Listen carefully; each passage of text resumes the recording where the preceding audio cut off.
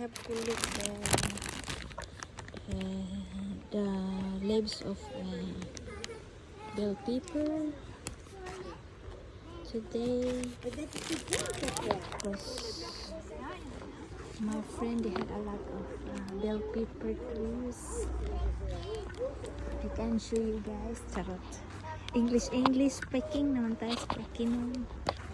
Ano siya? Ang pepper leaves. The bell pepper. They had a lot of fruits here like these berries. Charot. English mabash unya tanan guys. Kanang pud siya unsa gitawag ani gani nang pambutang man ni siya sa steak di ba? Napud sila buyo diri. Buyo.